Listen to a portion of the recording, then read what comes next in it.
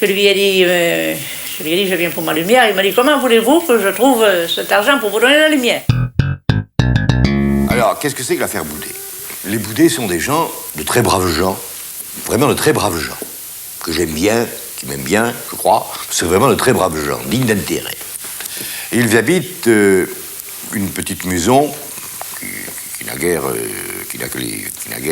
que ses poutres et ses chevrons, qui n'est pas en très bon état, seulement qu'on puisse dire, mais enfin qui est quand même admiralement placée, qui est à 2 pas de la route, à 25 mètres, 50 mètres de la route nationale des lacs, c'est tout un programme, en pleine forêt, et avec quand même une propriété qui lui appartient de 17 hectares passés. Vers les années 58-60, il y a eu, dans le cadre du ministère de l'Agriculture, avec l'aide du département, du Conseil général de l'époque, des syndicats d'électricité, je ne sais quoi exactement, bon, je n'ai aucun souvenir de ces temps lointains, il y a eu une politique d'aménagement des quartiers non équipés en électricité, qui ont été équipés avec des crédits spéciaux qui n'ont pas coûté d'argent aux gens qui étaient sans lumière. C'est ce qu'on appelait le programme d'électrification des écarts. Ce qui est certain, c'est que pour des raisons qui sont ce qu'elles sont, les Boudets n'ont pas voulu, je crois, que les poteaux passent dans la propriété, j'en sais rien. Enfin, en tout cas, ils n'ont pas la lumière. Moi, j'ai toujours voulu la lumière.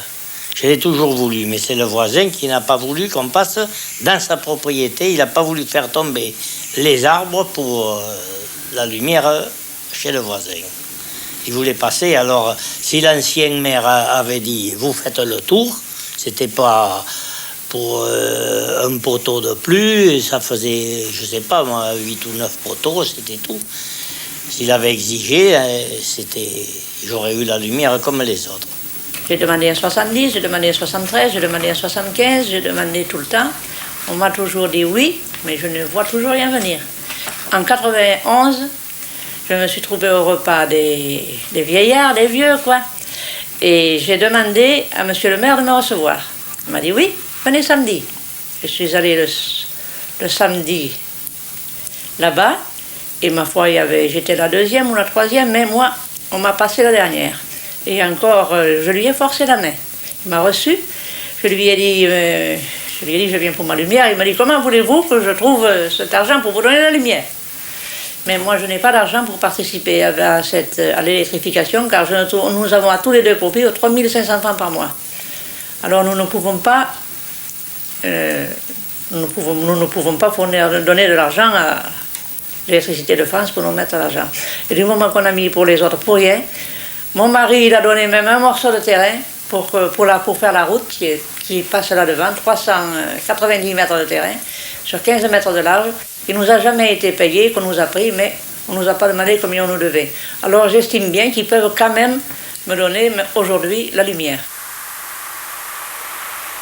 Madame Boudet a fait une nouvelle demande d'alimentation et nous lui avions transmis un nouveau devis actualisé qui est aujourd'hui de 155 000 francs. La maison de monsieur et madame Boudet est environ à 900 mètres du réseau électrique aujourd'hui. Ce qui veut dire que pour alimenter ces personnes, il nous faut environ, avec une équipe de travail de 2 personnes, en gros 1 semaine. Nous avons à ce moment-là planté une douzaine de supports, donc de poteaux, béton ou bois, plus le câble électrique pour les alimenter. Alors effectivement, on peut trouver que le devis est excessif et très lourd pour une famille qui a, semble-t-il, des revenus assez moyens. Pour elle, Paris, c'est plus pénible. Elle a l'arthrose et sa maladie, alors c'est dur pour elle. Maintenant, j'ai 74 ans et je ne peux plus. Mon mari a 71 ans, 72 bientôt, et il ne peut guère non plus. Vous savez, sans lumière, c'est très dur. Sans avoir un peu, au moins le minimum de confort. Je crois qu'on pourrait faire quelque chose pour nous. Parce que, d'après tout, nous avons toujours voté, nous avons toujours été bons citoyens, je crois, de Gujan-Mestras. On ne peut pas se plaindre de nous, et je crois qu'on pourrait nous faire quelque chose. Mais l'affaire Boudet, j'en ai entendu parler. Concernant manque d'électricité, paraît-il que ce monsieur n'a pas d'électricité dans les bois depuis fort longtemps, depuis 55, parce qu'il a peut-être eu l'occasion à ce moment-là de profiter des avantages, je dirais même gratuits. Bon, mais il s'avère que maintenant, de cette affaire-là, on a fait une affaire d'État. Cujan-Mestras a monté à l'index parce qu'il y a un monsieur qui n'a pas voulu, qui n'a pas accepté. Pour quelle raison? Libre à lui. L'électricité. Et en arrivé là, à son âge, quand même, c'est un peu dur. Je regrette pour Mme Boudet, ce qui lui arrive. Mais qu'est-ce que vous voulez? C'est comme ça. Le reste viendra peut-être. Je leur souhaite qu'il ait la lumière, c'est sûr.